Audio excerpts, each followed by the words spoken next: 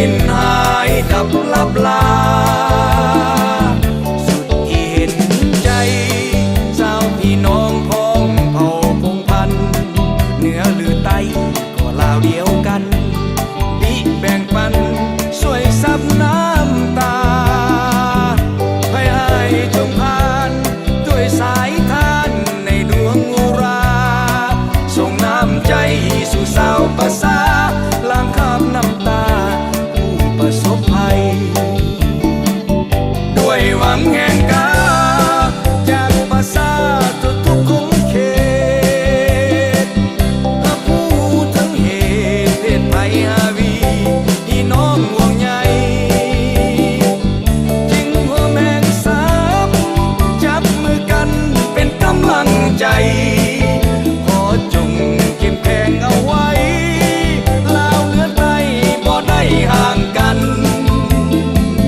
ฝันหายจงผ่านด้วยสายทานในดวงฤทัยฟ้าหลังฝนสว่างสดใสสร้างชีวิตใหม่ด้วยใจมั่นคงด้วยใจวาจาสัญญาจะอยู่เคียงข้างกันทุกสุขเอาสวยเหลือกันมหันตภัย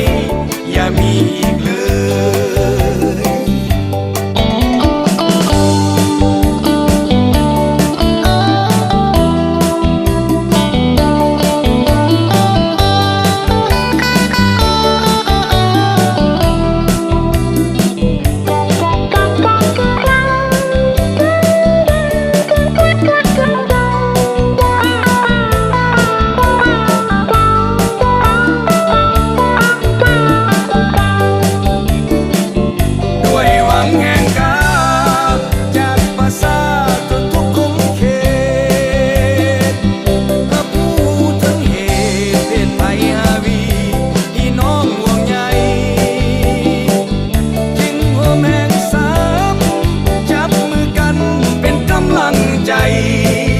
ขอจงเข้มแข็งเอาไว้ลาวเหนือใต้บ่ได้ห่างกันฝันหายจงผ่านด้วยสายทานในดวงฤทัยฟ้าหลังฝน